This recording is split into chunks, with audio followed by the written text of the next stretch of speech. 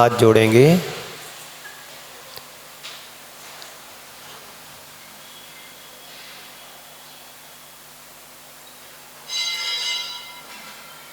एड़मो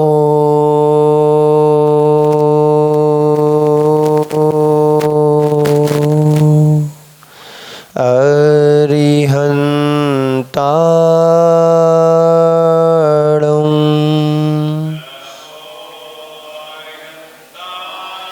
एड़मो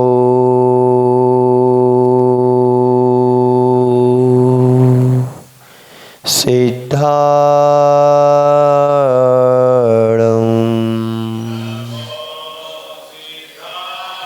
एड़मो आयरियाणं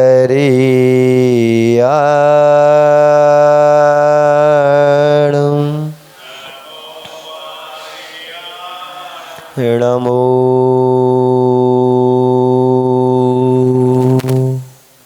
वज्रायाणं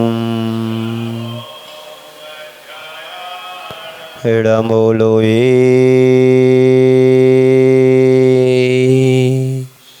सव्यसाहूढं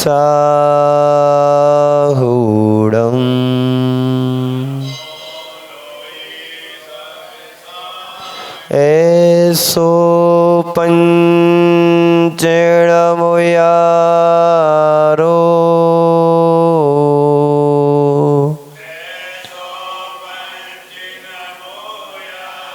सब पावपणाशिनो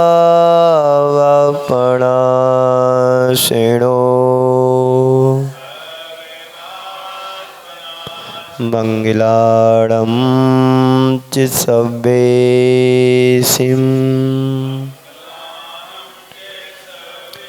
परमं होई मंगलम्। बोलिए पंच परमेष्टि भगवान की, देवादिदेव भगवान महावीर स्वामी की, अहिंसा परमो धर्म की, परम पूज्य आचार्य गुरुवर श्री विद्यासागर जी महाराज की।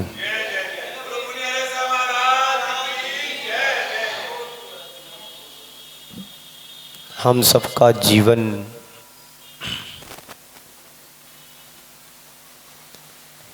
सुंदर कैसे बने और जीवन में अच्छाई कैसे आए। अच्छा जीवन पाना बहुत दुर्लभ है।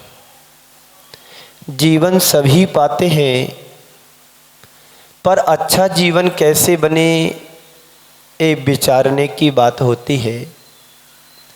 पर पुण्य के योग से तुमने जीवन पा लिया। सभी ने जीवन पाया है कि नहीं, बोलो। सभी ने जीवन पाया, पर अच्छा जीवन कैसे बने ये आपने कभी सोचा? पुण्य के योग से तुम्हें सुंदरता मिली है, पुण्य के योग से तुम्हें स्वस्थ शरीर मिला है, पुण्य के योग से तुम्हें अच्छा परिवार मिला, पर अच्छा जीवन कैसे बनाना है ये कभी सोचा? अच्छा जीवन मिला है तो अच्छा जीवन और कैसे बनाया जाए, इस बात पर हमें विचार करना है। मनुष्य जीवन जिसने भी पाया है उसने अच्छा जीवन पाया है। आप मनुष्य बने हो तो अच्छा जीवन पाया है। कहीं त्रियंच दशा में चले गए होते तो सुअर बने होगे तो क्या होता, बिल्ली बने होगे तो क्या होता, कुत्ता बने होते तो क्या होता, और नाली का कीड़ा बने होते तो क्या होता। मनुष्य जीवन पाने के बाद यदि तुमने अच्छा नहीं किया तो अच्छा जीवन नहीं बन सकता है। ये बात हमें अपने दिल और दिमाग में बैठाना है कि मनुष्य जीवन तो पा लिया है, ये तुम्हारा पुण्य था। मनुष्य जीवन पाने के बाद हम कर क्या रहे हैं, ये तुम्हारा योग है।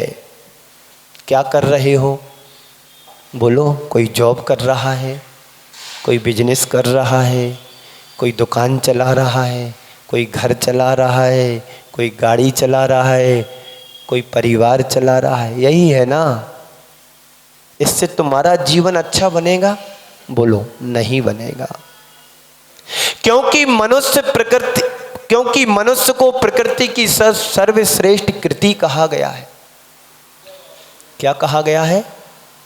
मनुष्य को प्रकृति की सबसे श्रेष्ठ कृति कहा गया है। कृति क्यों कहा गया है? क्योंकि मनुष्य ही सब कुछ अच्छा करने के लिए तैयार होता है। त्रियंचों में समझ नहीं होती है, त्रियंचों के लिए कुछ समझ में नहीं आता कि मुझे करना क्या है। एक मनुष्य ही एक ऐसा प्राणी है जो अपने जीवन में कुछ अच्छा कर सकता है। मनुष्य के अलावा कोई संसार में ऐसा प्राणी जीव नहीं है जो अपने जीवन को सुधार सके, अपने जीवन का उत्थान और कल्याण सके, अपने जीवन को महान बना सके। मनुष्य ही एक ऐसा प्राणी है जो अपने जीवन को महान बना लेता है। परंतु अच्छा जीवन पाने के बाद अच्छा जीवन जीना कितना दुर्लभ है। आपको मनुष्य जीवन मिल गया और मनुष्य जीवन मिलने के बाद यदि पागल हो गए तो, यदि तुम्हारा मन विक्षेप हो जाए, तुम पागल बन जाओ, पागल हो जाओ तो क्या करोगे?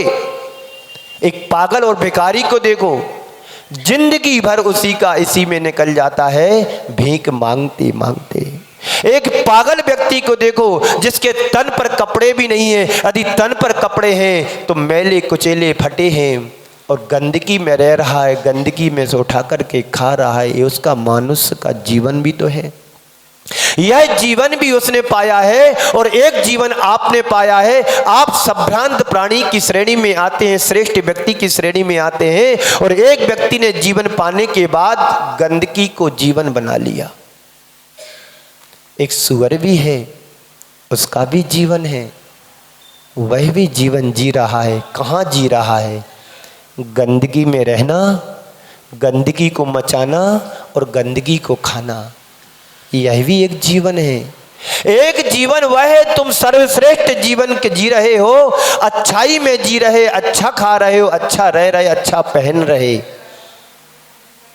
लेकिन जीवन को और अच्छा कैसे बनाए? जो अच्छा जीवन जीता है और अच्छा जीवन जीने के बाद जो अच्छा करता है, वही सच्चे अर्थों में अच्छा बनता भी है।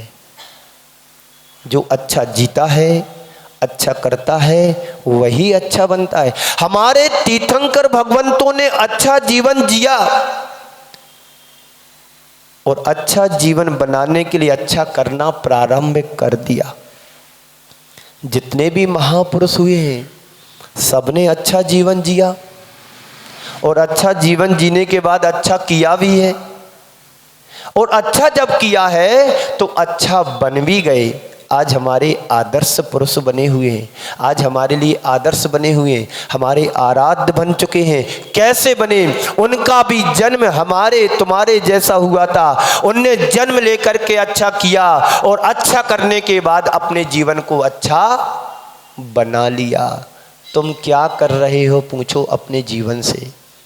जीवन तो अच्छा पा लिया, अच्छा कर रहे हैं कि नहीं कर रहे? और जब अच्छा नहीं करोगे तो हमारा जीवन शेष अच्छा बनेगा कैसे? बोलो। कोई व्यक्ति मनुष्य जीवन पाने के बाद और गलत कार्य करे तो उसका जीवन अच्छा बनेगा क्या? बोलो। आप यहाँ पर बैठे तो आप अच्छा सुन रहे हो। जब अच्छा सुनोगे तो जीवन में अच्छा करने की कोशिश भी होगी। जब सुनेंगे नहीं तो अच्छा करोगे कैसे?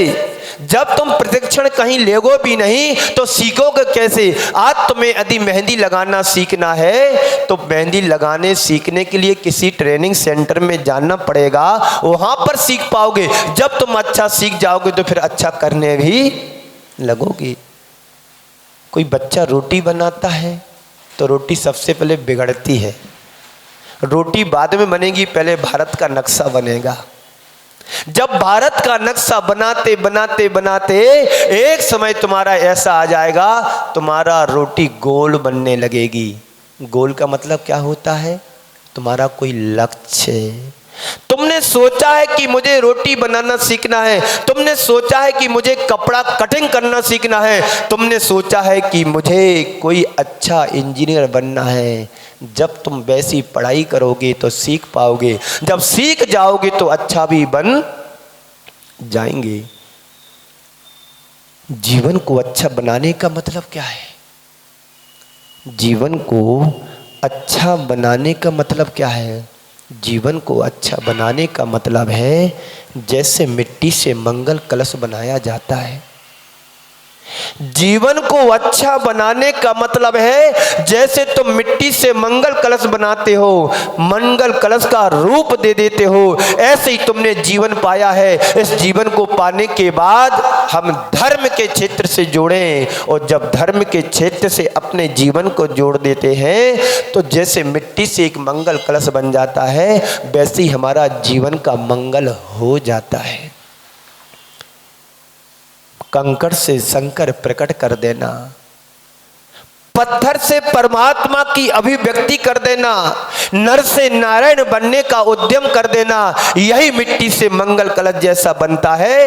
वैसे कंकड़ से शंकर बन जाता है, वैसे पत्थर से परमात्मा बन जाते हैं। पत्थर से भगवान बन जाने की प्रक्रिया ही जीवन को अच्छा बनाना है।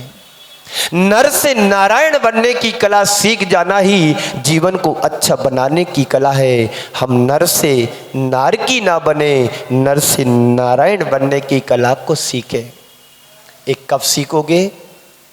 जब तुम वैसा प्रयास करोगे, जब तुम साधु संतों की संपर्क में आओगे, जब तुम संगति में आओगे। सत संगति को पाने के बाद यदि तुम्हारे जीवन में परिवर्तन नहीं आया, समझ लेना कि हमारा जीवन जीना व्यर्थ है। कल बताया था अर्थ, व्यर्थ, अनर्थ और समर्थ।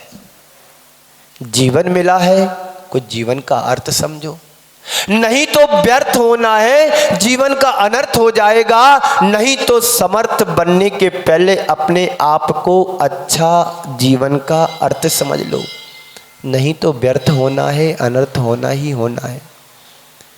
और अच्छा बनने का अनुकूलता जो तुमने पाई है, तो इस जीवन को पाने के बाद जो अनुकूलता तुमने पाई है, जीवन में तुम्हारे सुख शांति समृद्धि आई है, वो कैसे आई है? हमारा कुछ पिछला पुण्य होगा, जो पुण्य लेकर के आए हैं। मानव जीवन मिल गया, मानव जीवन में भी उच्च कुल मिल गया, उच्च कुल में भी अच्छा परिवार मिल गया, अच्छा घर मिल गया, अच्छा जीवन मिल गया, अच्छी बुद्धि मिल गई। इन सबको पाने के बाद, इन सब की अनुकूलता मिलने के बाद यदि तुमने जीवन को और अच्छा नहीं बना पाया है तो क्या होगा? जीवन व्यर्थ हो जाएगा, जीवन चला जाएगा। एक व्यक्ति स्वप्न में मर करके स्वर्ग पहुंच गया। एक व्यक्ति स्वप्न में मरा और स्वर्ग पहुंचा, और स्वर्ग पहुंचने पर उसका लेखा जोखा देखा गया। वहां पर पूछा गई, भाई तुम यहां पर तो आए हो, ये बताओ कि तुमने जीवन में कुछ अच्छा किया कि नहीं किया? तुमने अपने जीवन में ऐसा क्या अच्छा किया जिससे तुम्हें स्वर्ग की सीट मिले? बताओ। उसने बहुत सोचा, उसकी जो फाइल थी उसके जीवन में उसने कभी अच्छा किया ही नहीं। फिर भी उससे पूछा गया कि ये बताओ कि तुमने जीवन में अच्छा ऐसा क्या किया जिससे तुम्हें स्वर्ग की सीट दी जाए? नहीं तो फिर नीचे जाना है। बड़ी मुश्किल से उसने सोचा, सोच करके बताया कि मैंने एक दफ़ा चुवन्नी दान की थी। क्या की थी? चुवन्नी, यानी 25 पैसे दान दिए थे। तो सामने वाले ने पूछा कि 25 पैसे तुम्हारे पास आए कहाँ से थे? तो सामने वाला बोलता है, मैंने 50 पैसे की चोरी की थी, उसमें से 25 पैसे दान किए थे। काश क्या तुम्हारे जीवन के साथ ऐसा तो नहीं है कि तुमने भी 25 पैसे दान किए हो, वो भी चोरी करके? यदि ऐसा किया है तो जाओ, तेरे लिए नरक में जगह है। जीवन मिला है, जीवन पाया है, जीवन को अच्छाई में लगाना है। और जीवन में अच्छा करोगे तो जीवन तुम्हारा अच्छा निश्चित बनेगा। तो हमारा लक्ष्य क्या है? मुझे अपने जीवन को अच्छा बनाना है। जिसे आपने हमने सबने पाया है उसकी सीढ़ी क्या है? अच्छा जीना और अच्छा पाना। जैसे हमारा व्यापार, हमारा व्यवहार, हमारा आचार विचार, ये सब कैसा होना चाहिए? अच्छा होना चाहिए। सब कुछ अच्छा हो जीवन में, ये हम सोचते हैं, पर अच्छा करने का कर्म भी तो अच्छा करना चाहिए जिससे तुम्हारा जीवन अच्छा बने। क्यों नहीं कर पा रहे हम अच्छा? समय सबके पास है पर अच्छा बनाने के लिए समय नहीं है। अच्छा खाने के लिए समय है पर अच्छा करने के लिए समय नहीं है। अच्छा पहनने के लिए समय है पर अच्छा करने के लिए समय नहीं है। अच्छा बनाते हैं शरीर के लिए, अच्छा दिखाने के लिए, पर जीवन को अच्छा बनाने के लिए हम अंदर से कितनी तैयारियां करते हैं? बोलो। अच्छा जीने का मतलब तो यही है कि हमारे द्वारा सुबह से शाम तक कोई गलत ना हो जाए। कभी विचार किया? सुबह से शाम तक अच्छा पहना भी है, अच्छा खाया भी है, लेकिन जीवन को, आत्मा को कितना अच्छा बनाने का पुरुषार्थ किया हमने।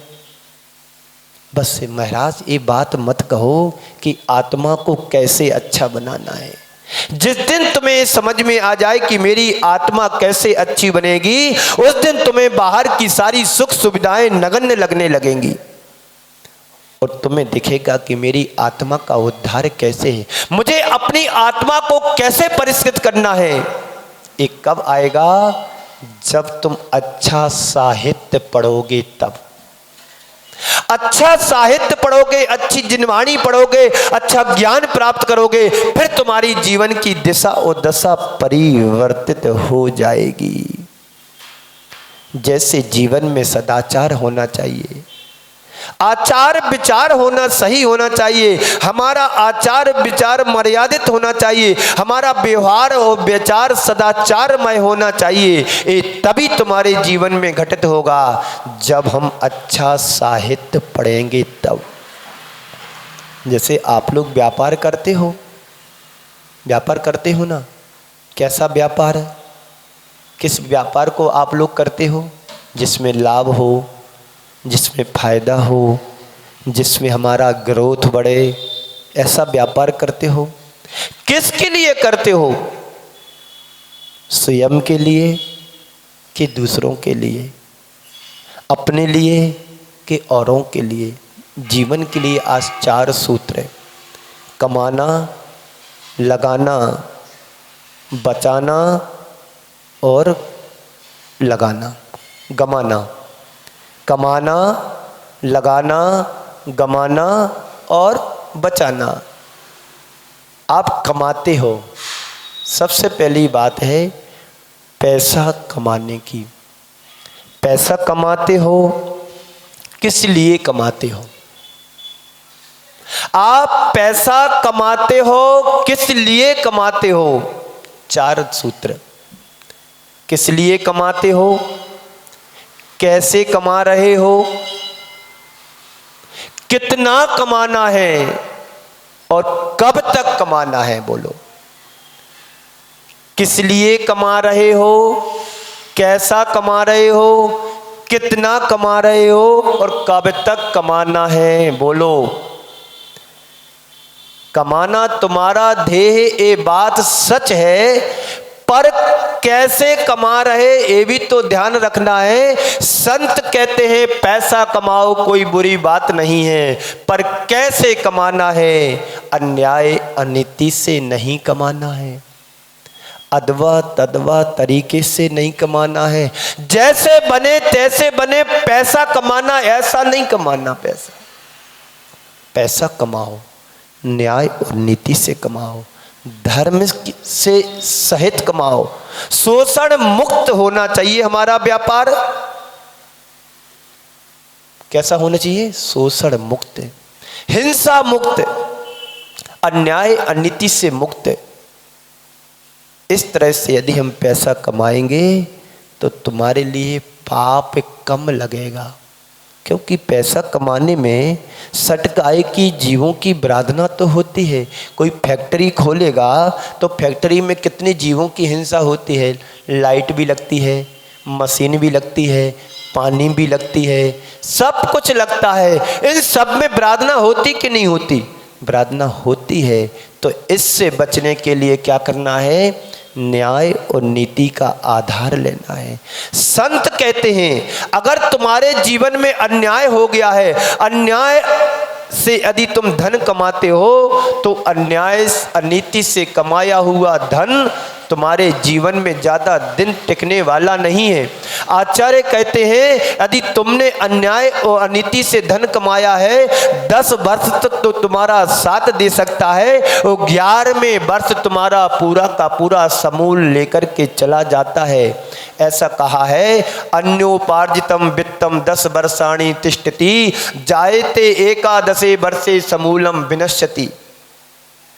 अन्याय से अगर कोई व्यक्ति धन इकट्ठा करता है वह 10 वर्ष से ज़्यादा नहीं टिकता है, ये आचार्यों का कहना है। 11वें वर्ष से आते ही वह समूल चला जाता है, यानी पूरा का पूरा लेकर के चला जाता है। समूलम विनश्यति, कहीं ना कहीं से वह चला जाता है। जैसे एक एरंड का वृक्ष होता है, जैसे एरंड का वृक्ष होता है, ज़्यादा दिन नहीं टिकता है, 2-3 महीने में खड़ा होता है और गर्मी आते आते उखड़ करके चला जाता है। इसलिए अपने जीवन को न्याय नीति से जोड़ने का प्रयत्न कीजिएगा, जीवन तभी सुखी और समृद्ध हो पाएगा। कहा गया है यो अर्थे शुचिचा ही शुचि, जिसका अर्थ धन शुद्ध है वही शुद्ध कहा गया है। अर्थ की पवित्रता पर सभी की पवित्रता होती है, साधन की पवित्रता से साध्य की पवित्रता मानी जाती है। भारतीय संस्कृति में बहुत जोर दिया गया है कि साधन तुम्हारा पवित्र है तो साध्य भी पवित्र होगा। अर्थ का उपार्जन पवित्र है तो अर्थ के द्वारा कमाया हुआ धन भी पवित्र होगा। आप लोग मुनियों को जो आहार देते हैं ना, साधु संतों को जो आहार देते हो, उसमें भी न्याय नीति का ही आहार होना चाहिए। अन्याय अनीति से कमाया हुआ द्रव्य साधु संतों के आहार में दोगे तो वो पचेगा नहीं, इधर पचेगा नहीं और तुम्हारे पास बचेगा भी नहीं। इसलिए न्याय नीति से द्वारा जो कमाया हुआ द्रव्य है, धन है, उसको ही धर्म के क्षेत्र में लगाने की अनुमति है। एक बार एक व्यक्ति, जबलपुर मध्य प्रदेश की बहुत पुरानी बात है, एक व्यक्ति गुरुदेव के चरणों में आए और कहते हैं कि गुरुदेव मुझे बहुत अच्छी राशि दान में देना है। उनसे पूछा गया आप ये राशि देना तो आपका व्यापार क्या है? तो सामने वाले ने बताया कि जो पोल्ट्री फार्म होती है उसमें मुर्गियों के लिए दाना जो तैयार किया जाता है, उस दाने को तैयार करने की हमारी फैक्ट्री है, कारखाना है, वो तैयार करते हैं, उससे जो आय होती है उससे अपने घर का निर्वाह करते हैं। आचार्य श्री ने तुरंत मना कर दिया कि मुझे ऐसा द्रव्य नहीं लगाना है इस क्षेत्र में। जो अन्याय अनीति से के द्वारा कमाया जाता है उस द्रव्य को कभी भी धर्म के क्षेत्र में नहीं लगाना चाहिए। तो क्या है, तो किस लिए कमाते हो? तो आपका उत्तर आता है कि धर्म करने के लिए। यही ना बोलोगे?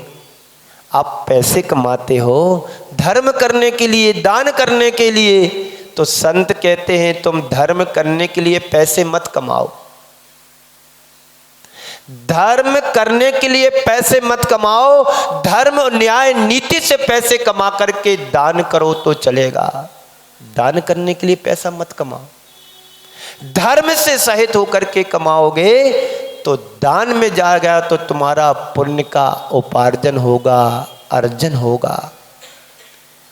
तो पैसे कमाते हो, पैसे कमाने का मकसद क्या है? अपनी ज़रूरतों की पूर्ति करने के लिए। सबसे पहला कारण, अपने ज़रूरतों की पूर्ति करने के लिए, और तुम्हारी ज़रूरत की पूर्ति यदि हो जाती है तो उसके बाद फिर औरों की ज़रूरत की पूर्ति करो। धन की यही व्यवस्था है, सबसे पहले स्वयं की निर्वाह के लिए, और बचे तो तुम्हारे द्रव्य का औरों के निर्वाह के लिए उसका उपयोग करो। जीवन का निर्वाह हो इसलिए धन कमाओ, इसलिए अर्थोपार्जन को जीवन की आजीविका कहा गया है। जीवन की आजीविका तो किसके लिए? जीवन के लिए। किसके लिए कमा रहे हो?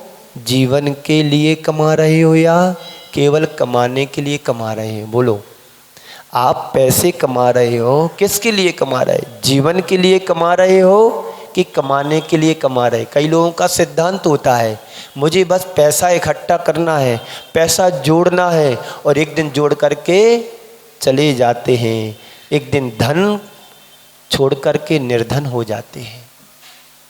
यदि यही तुम्हारी ज़रूरत है कि कमाने के लिए कमा रहे, तो तुम विशुद्ध पाप कमा रहे हो। क्यों कमा रहे हो? मेरे कमाने का क्या मकसद है? संत कहते हैं कमाओ तो जरूरत के लिए कमाओ या जरूरतमंदों के लिए कमाओ। बात समझ में आ रही है? कमाने को मना नहीं किया है, जरूरत के लिए कमाओ या जरूरतमंदों के लिए कमाओ, अपने लिए कमाओ या अपनों के लिए कमाओ। यदि ऐसा है तो तुम्हारा कमाना सार्थक है, और यदि ऐसा नहीं है तो बस हम पाप ही कमा रहे हैं। तो क्यों कमा रहे हैं? ज़रूरत के लिए और ज़रूरतमंदों के लिए। देख लो हम अपने लिए कितना उपयोग करते हैं, और देखो तुम अपने द्रव्य का कितने लोगों के लिए सहयोग कर रहे। कह तो रहे हैं कि ज़रूरत के लिए कमा रहे, और ये भी कह रहे हैं ज़रूरतमंदों के लिए कमा रहे। तो देखो तो सही हम कितने दूसरों की ज़रूरतों की पूर्ति करते हैं कि नहीं करते हैं। कहने में तो आ जाता है कि ज़रूरत और ज़रूरतमंदों के लिए, पर हम दूसरों के लिए कितना सहयोग कर पा रहे, यह भी तो विचार करो। ध्यान रखना, ज़रूरत के लिए कमाना तुम्हारी समझदारी हो सकती है, पर संत कहते हैं कमाना ही तुम्हारी ज़रूरत बन गई है, समझदारी से बाहर है। कमाना जरूरत तुम्हारी समझदारी समझ में आती है, पर कमाना ही तुम्हारी जरूरत बन गई, ये समझ से बाहर की बात है। देखो तुम किसके लिए कमा रहे हो, अपने लिए कि औरों के लिए? तो बंधुओं, कैसे कमाएं? जैसे तैसे हो कमाओ? नहीं, न्याय नीति पूर्वक कमाओ। ये तो समझ में आ गया किस लिए कमा रहे? अपने लिए कमा रहे, अपने औरों के लिए कमा रहे, धर्म के लिए कमा रहे हैं, धर्मात्माओं के लिए कमा रहे हैं, अपने परिवार के लिए कमा रहे हैं, अपने संबंधियों के लिए कमा रहे हैं। पर कैसे कमाएं ये भी तो ध्यान रखना है। अदबा तदबा जैसे बने तैसे बने, कमाते जाओ। आय का स्रोत भी तो देखो कि कैसे कमाना है। गलत धंधा करके, गलत व्यापार करके, शोषण करके ऐसे कमाओगे तो आचार्य कहते ऐसा नहीं कमाना, ये तुम बिल्कुल विशुद्ध पाप कर रहे हो। धर्म की मर्यादा को लेकर के हमें व्यापार और धंधा करना है। धंधा करो पर अंधाधुंध भी नहीं होना चाहिए। न्याय नीति से कमाओ, शोषण मुक्त होकर के कमाओ। संत कहते हैं गलत नीति से, गलत रीति से कमाया हुआ धन कहाँ चला जाता है पता नहीं पड़ता है। इसलिए न्याय नीति पूर्वक कमाने की कोशिश करो। आचार्यों ने कहा है, कुरल काव्य में कहा है कि जैसे कच्चे घड़े में पानी नहीं ठहर सकता है, वैसे ही अन्याय अनीति से कमाया हुआ धन तुम्हारे घर में नहीं रुक सकता है। फिर से बोलूं, जैसे कच्चे घड़े में रखा हुआ पानी ज़्यादा देर तक नहीं टिक सकता है, मिट्टी गलेगी, पानी बह जाएगा। वैसे ही अन्याय अनीति के द्वारा कमाया हुआ धन ज़्यादा दिन तक नहीं टिकता है, एक दिन चला जाता है। कमाना तो जरूरी है, पर कैसे कमाए इस बात पर भी ध्यान रखना। तो व्यापार में व्यापार करो, ऐसा व्यापार मत करो जो निंदनीय व्यापार हो, जो हमारी मर्यादा के बाहर का हो, जो हमारे योग्य ना हो। कई लोग जूते चप्पल की दुकान करते हैं। जूते चप्पल कौन बनाता है, कौन सुधारता है? ये व्यापार जैन समाज के हिसाब से ठीक नहीं है। व्यापार करो सोने चांदी का करो, व्यापार करो किराने का करो, व्यापार करो कपड़े का करो, व्यापार करो ऐसा करो जिसमें तुम्हारी साख और प्रतिष्ठा बराबर बनी रहे। हिंसा मुक्त हो हमारा व्यापार, शोषण मुक्त हो, अन्याय अनीति मुक्त हो और अप्रामाणिक नहीं होना चाहिए। तुम्हारे व्यापार की प्रामाणिकता होना चाहिए, तो तुम्हें लगेगा कि हमारा सही व्यापार हो रहा है, हम सही रीति और नीति से कार्य कर रहे हैं। तो कैसे कमाना? सत् कार्य से करो। अच्छे कार्यों के द्वारा कमाया हुआ धन हमारे लिए सार्थक माना गया है। वही धन तुम्हें धर्म के क्षेत्र में लगाने की अनुमति दी है। धर्म से कमाओ। हम अपना दृष्टिकोण सही रखें, हमारा दृष्टिकोण बदल जाता है। हमें लाभ होता है तो हमारा लोभ बढ़ जाता है, और जब लोभ बढ़ जाता है तो फिर ये दिखाई नहीं देता है कि पैसे कहाँ से कैसा आ रहा है। बस ये लगता है कि आता रहे आता रहे आता रहे। बस जीवन में हिंसा, शोषण, अनीति और अप्रामाणिकता से जीवन को बचाना चाहिए। जीवन में ये चीज़ें जुड़ जाती हैं तो फिर व्यक्ति न्याय और नीति को भूल जाता है और अन्याय अनीति का साथ देने लगता है। पाप की कमाई से दान मत करो। दान करने को कहा गया है तो पाप की कमाई से नहीं। कौन सी कमाई से? जो प्रामाणिक हो, न्याय नीति हो, धर्म से युक्त हो। धर्म की मर्यादा से कमाया हुआ धन तुम दान में लगा सकते हो। एक सज्जन ऐसे हैं जितना भी पैसा दान करते हैं नंबर 1 की कमाई से दान करते हैं। आप अपने जीवन में देखें, हम जो पैसा कमाते हैं उसमें कितना न्याय नीति से कमाते हैं, कितना अन्याय नीति से तैयार होता है। तो कितना कमाना, कब तक कमाना? बोलो, एक सीमा होती है पैसे कमाने की। कब तक कमाना?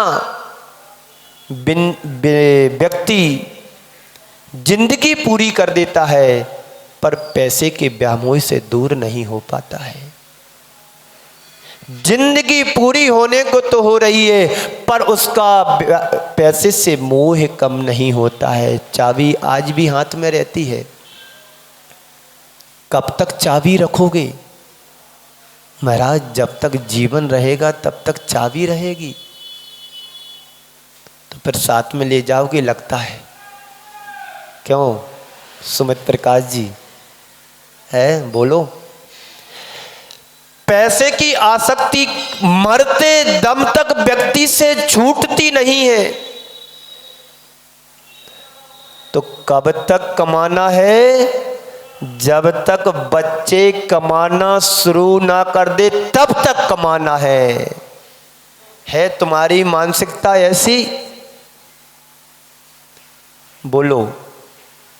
नहीं, पैर कब्र में लटक रहे फिर भी पैसों से आसक्ति नहीं छूट पाती है। किसी आचार्य ने कहा है, वासना की आसक्ति का तो एक प्रमाण होता है। वासना की आसक्ति का तो एक प्रमाण होता है, एक सीमा तक होती है, उसकी उम्र ढलती है, उससे व्यक्ति दूर हो जाता है। पर पैसे की आसक्ति तो वासना से भी ज्यादा कही गई है। बात समझ में आ रही? व्यक्ति मरते दम तक पैसे के व्यामोह से नहीं बच सकता है, पैर कब्र में लटक रहे हैं, फिर भी चाबी कमर में लटका करके रखे हैं।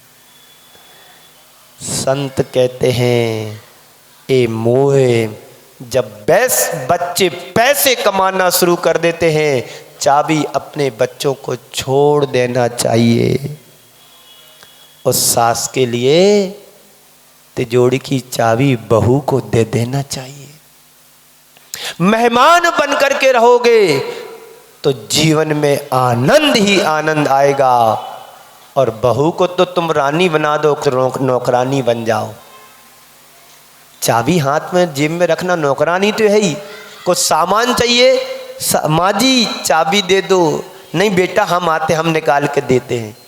बताइए होना क्या चाहिए था? मालकिन बनना था, और बन क्या रहे हैं? नौकरानी। एक बात ध्यान रखना, तुम्हारे द्वारा कमाए जाने वाला धन यहीं छूट जाएगा। तुम्हारे द्वारा कमाए जाने वाला धन यहीं छूट जाएगा, पर कमाया हुआ पुण्य तुम्हारे साथ जा सकता है। तो क्या करना है? तो पुण्य को कमाओ, धन को नहीं। पुण्य को कमाओ, पाप को नहीं। धन को भी कमाओ तो धर्म के क्षेत्र में लगाने के लिए कमाओ, गमाने के लिए नहीं और बचाने के लिए भी नहीं। तो कमाना, लगाना, बचाना और गमाना। व्यक्ति किस लिए कमाता है? गमाने के लिए ज़्यादा कमा रहा। आज के समय में एक जमाना था, बड़े व्यापार छोटा होता था, कम पूंजी का होता था, तो पैसे को बचाते थे और अच्छे कार्यों में कभी कभी लगाते भी थे। पुराने जमाने के लोग संभाल करके पैसे रखते थे, और जब अच्छा अवसर आता था अपने मन की तिजोरी को खोल देते थे। क्यों? एक कार्य बड़ी दुर्लभता से अवसर आया है, मंदिर का निर्माण होना है, वेदी बनना है, मूर्ति आना है, प्रतिष्ठा होना है, शास्त्र में लगाना है, शास्त्रों में लगाना है। दान के 7 क्षेत्र बताए गए हैं शास्त्र लेखन में, मंदिर के निर्माण में।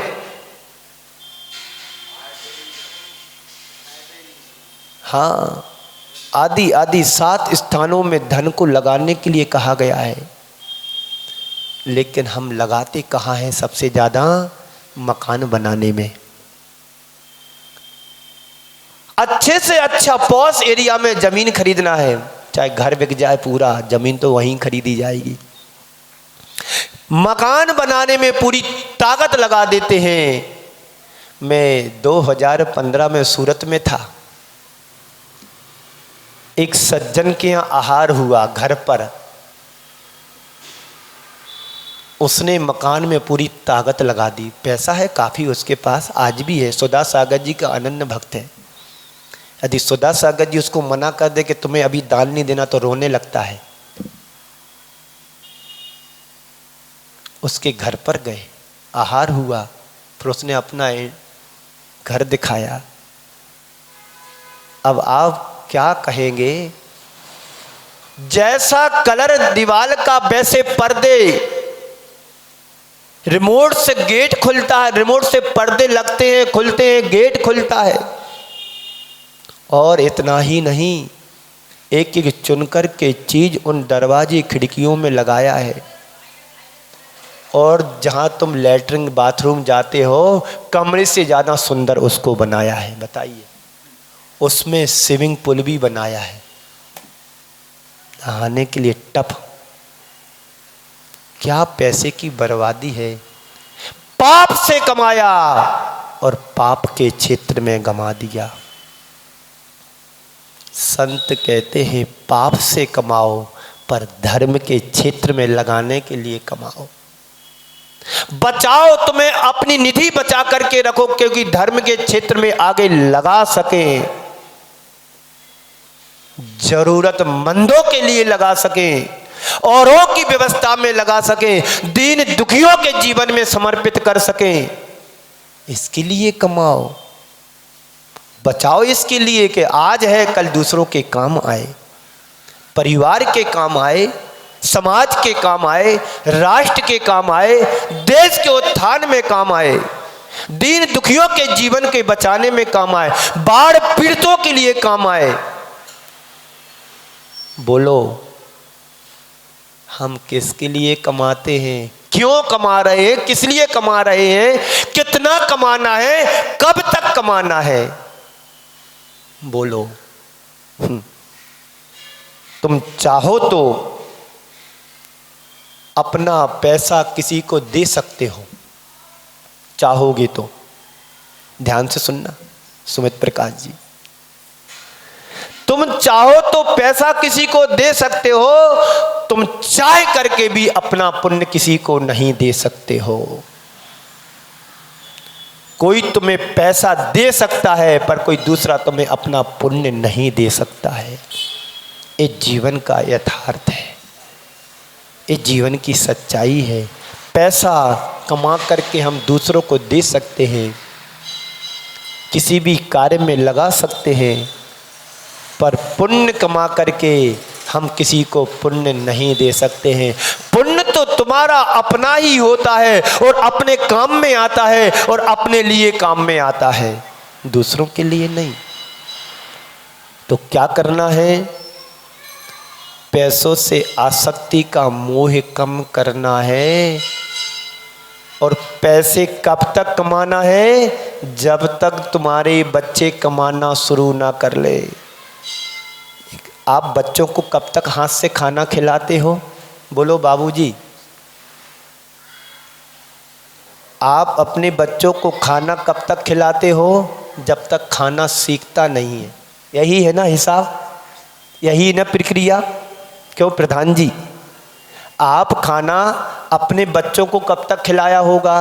आप नहीं तो आपकी श्रीमती ने खिलाया हो। कब तक खिलाया होगा? जब तक तुम्हारे बच्चे खाना पीना सीख ना जाए। तो संत कहते हैं ऐसे ही तुम कब तक कमाओगे? जब तक तुम्हारे बच्चे समझदार नहीं हो पाते हैं, जब तक तुम्हारे बच्चे कमाना शुरू ना करते हैं, तब तक तुम्हें कमाना। बात समझ में आ रही है? जब तुम्हारे बच्चे खाना सीख जाते हैं, चलना सीख जाते, फिर तुम क्या करते? लेके उनके पीछे घूमते, खा ले बेटा, खा ले बेटा। नहीं करते ना, पीछे हट जाते ना। अब तो वो खा लेता है, सीख गया है, बोलने लगा है, चलने लगा है, अब उसको कोई देखने की जरूरत। तो क्या ऐसा हम व्यापार के क्षेत्र में नहीं कर सकते कि चलो मेरा बेटा समझदार हो गया है, ऋषभ दुकान खोलने लगा है, ग्राहक को डील करने लगा है, अपना काम अपना कर लेता है, लेन देन भी अच्छा कर लेता है, उधार देता नहीं है, सही काम करता है, समय से दुकान खोलता है, समय से बंद करता है, समय से घर आता है, आप निश्चिंत हो जाइएगा। कर्म की दुकान तो तुमने खूब चलाई, अब थोड़ा धर्म की दुकान को खोलना शुरू कर दो। क्यों प्रधान जी? अब क्या करना है? कल से मंदिर आकर के कलश करना है। कितनी उम्र हो गई तुम्हारी? 68 साल है? 62 हो गई, कोई बात नहीं। 72? हमने ज़्यादा बोल दी। इतनी उम्र तो महावीर स्वामी की नहीं थी जितनी तुमने ले ली। और महावीर स्वामी की उम्र भी तुमने पाली है, तो उनने तो 30 वर्ष में घर को छोड़ा था, तुम 60 में छोड़ देते तो तुम्हारी महानता थी। 12 साल में अपना कल्याण कर लेते। हाँ, अभी भी कुछ नहीं बिगड़ा है। अब क्या करना है? कल से डेली आना, कलश करो, शांति धारा करो, स्वाध्याय करो, पूजन करो, अर्घ्य चढ़ाओ। यही तुम्हारे जीवन की असली पूंजी मानी जाएगी। पैसा कमाया है यहीं छोड़ करके चले जाओगे, धर्म कमाओगे साथ लेकर के जाओगे। बोलो सुमित प्रकाश जी। बात तो सही है महाराज श्री, पर ये मोह नहीं छूटता है। पैसा तो छोड़ करके तुम्हें चला जाएगा, तो मोह कब छोड़ोगे? बात समझ में आ रही? तो कितना कमाए, कैसे कमाए, कब तक कमाए, ये बात ध्यान में रखना है।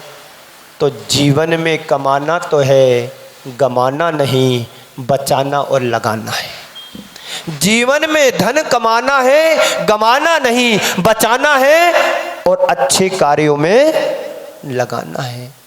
तो तुम्हारे जीवन की और धन की सार्थकता मानी जाएगी। अब तुम्हारी ज़रूरत की तो कोई सीमा नहीं है, बताओ कोई है मर्यादा? कितनी ज़रूरत है तुम्हारे लिए धन की? एक पंडित जी थे, क्यों भैया जी, उनका एक लक्ष्य था, उद्देश्य था कि मुझे आज 100 टोपी बेचना है या गमछा बेचना है। क्या पंडित जी को नाम क्या था? पंडित जी का धानत राय जी, दौलत राम जी, मंगत राय जी, कोई भी पुराने पंडित थे। उनका हिसाब था कि आज मुझे दिन भर में 100 गमछे बेचना है। और जयपुर नरेश के यहाँ वो काम करते थे, मुनीमी का। एक दिन एक ग्राहक आया सुबह सुबह और पूरे 100 गमछे लेकर के चला गया, उनका नियम पूरा हो गया। दुकान बंद करके वापस जा रहे थे घर की ओर, एक दूसरा व्यापारी मिला रास्ते में। क्यों बाबूजी, हमको दुकान कब खोलोगे? गमछा चाहिए। बाबूजी दुकान कब खोलोगे? मुझे गमछा चाहिए। तो बाबूजी पंडित साहब बोलते हैं, पंडित जी साहब, कि आज का मेरा काम हो गया। सामने वाला समझ नहीं पाया कि क्या काम हुआ। नहीं, मेरा काम हो गया, मैंने जो लक्ष्य था मेरा, वो मेरा संकल्प था, पूरा हो गया। बोले क्या हुआ? मेरा नियम था कि 100 गमछे आज मुझे दिन भर में बेचना है। मेरे एक ग्राहक ले गया, अब दुकान कल खुलेगी, आज नहीं। है तुम्हारे पास इतना संतोष कि आज मुझे 1 लाख की बिक्री करना है, दुकान बंद कर दीजिएगा? जैसे जैसे ग्राहकी बढ़ती है वैसे वैसे तुम्हारी रात भी लंबी होती चली जाती है। ये आसक्ति जीवन को आसक्त बना देती है।